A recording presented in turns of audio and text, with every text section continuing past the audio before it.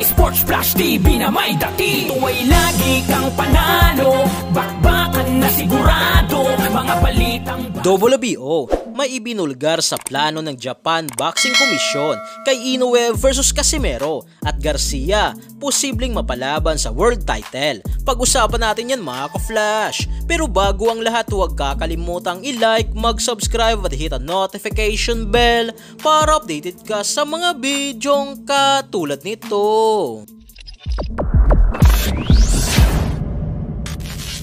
Ayon nga po dito mga ka-flash, sa report ng boxing scene ay may pinaplano nga po dito ngayon si Oscar De La Hoya ng Golden Boy Promotion patungkol dito kay Ryan Garcia. Malaki nga daw ang posibilidad na mapapalaban nga daw ito sa isang world title belt sa 140 pounds. Matatandang na injury nga po itong si Romero na may hawak sa WBA na titulo na ayon sa WBA ay kailangan umano ng kampo ni Romero na magpakita ng katibayan na talagang may injury ito upang manatili sa kanya ang titulo. May nakatakda kasi mga ka-flash na mandatory itong si Romero, subalit dahil sa injury ay nakansela ito. Ngayon naman ay nag-request itong si De La Hoya na gawing champion in recess itong si Romero dahil dyan mababakante ngayon ang titulong WBA sa 140 pounds at dito napapasok na lalaban si Ryan Garcia sa bakanting titulo.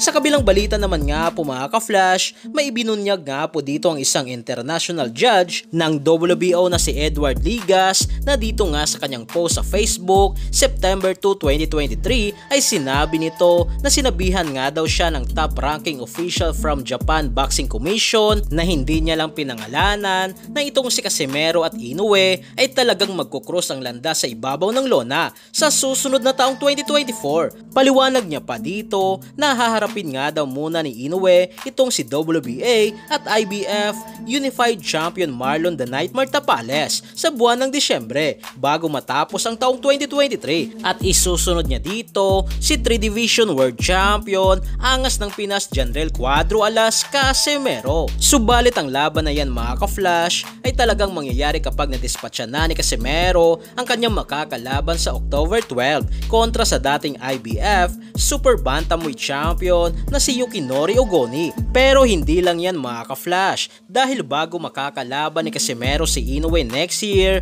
ay meron pa itong isang laban pa bago matapos ang taong 2023 bilang kanyang ikatlong laban na mangyayari sa buwan ng Disyembre. So yan lang para sa ating balitang boxing. Ano ba ang masasabi nyo tungkol dito? Para sa inyong komento at reaksyon ay komento nyo na sa baba. Hanggang sa muli, ito ang The Sports Flash TV. Sports Flash TV na may dati. Ito ay lagi kang panalo, bakbakan na sigurado, mga balitang boxing. Ito laging bago, balitang boxing, laban na kasado. Di papahuli pagdating sa bakbakan, mga pambato na patuloy ang laban. Sasaliksikin ang bawat babalita, talagang diin, bawal ang mahina sa loob ng ring. Merong pambihira, mga kamao na nagiging bida.